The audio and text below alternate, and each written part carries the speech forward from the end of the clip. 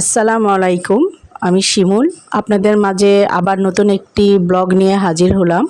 আশা রাখি আল্লাহর রহমতে আপনারা সবাই ভালো আছেন।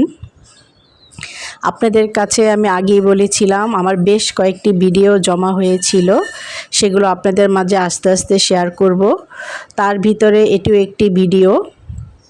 আর এই ভিডিওটি কিন্তু ছিল আমার ছেলের তখন এসএসসি পরীক্ষা শুরু হবে, আর এসএসসি পরীক্ষা হয়েছিল তার ফেব্রুয়ারির 12 তারিখে। তার একদিন আগের করা এই ভিডিওটি ছিল এবং সে পরীক্ষা দিতে গিয়েছিল। এখানে সবগুলো ভিডিও করা হয়েছে, সেগুলো আপনাদের মাঝে আজ আমি শেয়ার করছি। এটি ছিল আপনার লাস্ট কোচিং আমার ছেলের। এটি সে উদ্বাসে কোচিং করত, তার কোচিংটি ছিল মতিঝিল ব্রাঞ্চের, আর এটি ছিল উদ্বাসের 3 নং ভবনে। আর কোচিংটা কিন্তু খুবই বড় আর খুবই একটি ভালো কোচিং। আর উদ্বাস এটি কিন্তু একটি নামকরা কোচিং, এটি সারা বাংলাদেশেই আছে তাদের শাখা, এটা আপনারা সবাই ভালো জানেন। আর সেই কোচিংয়ে আমার ছেলের লাস্ট ক্লাস ছিল, আর ক্লাস করে আমরা বের হয়ে যাচ্ছিলাম।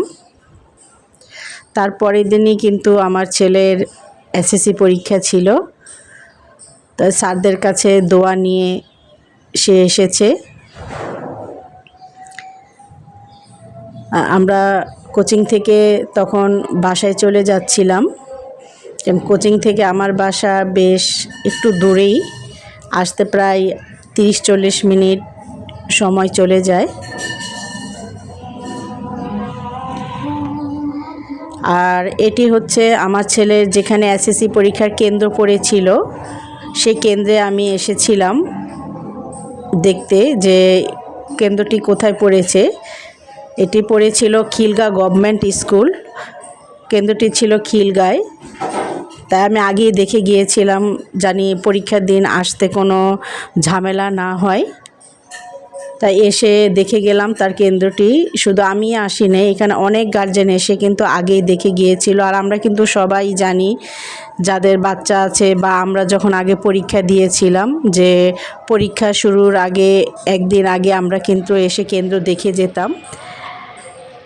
তাই আমি এসে দেখে গেলাম ছেলের কেন্দ্রটি। সেখানে তার রোল নাম্বার, রেজিস্ট্রেশন নাম্বার, তার রুম কোথায়, কত নম্বর ভবনে পড়েছে, সব কিছু আমি ছবি তুলে নিয়ে গিয়েছিলাম। এবং পাশাপাশি অনেক গার্জেন ছিল। আর এই স্কুলে সর্বমোট 60টি স্কুলের সিট পড়েছিল। যেহেতু আমার ছেলে একটি সরকারি স্কুলের ছাত্র, তাই তার গভর্নমেন্ট স্কুলের সিট পড়েছিল। আর এই তো পরীক্ষার দিন যাচ্ছিলাম ছেলেকে নিয়ে পরীক্ষার কেন্দ্রে। আর দেখতেই পাচ্ছেন ছেলে সিএনজিতে বসে পড়ছিল। আর আমাদের কিন্তু এটা সবারই অভ্যাস যে পরীক্ষার দিনও কিন্তু আমরা রিক্সা বা গাড়িতে বসে পড়তে থাকি।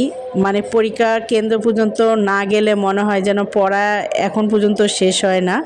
তা আমার ছেলেও পড়ছিল, আর প্রথম তার ছিল বাংলা পরীক্ষা। আর এই তো কেন্দ্রে এসে আমরা পৌঁছে গেলাম। আমার ছেলের সাথে কিন্তু তার বাবাও ছিল। আর এই যে দেখতে পাচ্ছেন প্রচুর গার্জেন, যেহেতু প্রথম পরীক্ষা, এটা স্বাভাবিক, গার্জেন আসবেই বাচ্চার সাথে। আর গার্জেনরা খুবই টেনশনে ছিল। আমার মনে হয় বাচ্চাদের থেকে বাচ্চার গার্জেনরাই মনে হয় বেশি টেনশন করে। আর আমরা অনেক গার্জেন বলতে কি সবাই দোয়া করছি আমরা, সবার মুখে একটি টেনশনের ভাব, যেটা স্বাভাবিক হয়ে থাকে, সেটা সবার মাঝেই ছিল। আর এই তো আমার ছেলে দেখছেন এখানে এসে সে দাঁড়িয়ে দাঁড়িয়ে পড়ছে। আর তার বাবা তাকে বলছে যে চলে যাও, ঢুকে যাও রুমের ভিতর। তখন আমি বলছিলাম যে না, আরেকটু সময় আছে, সে আরেকটু দাঁড়িয়ে পড়ুক।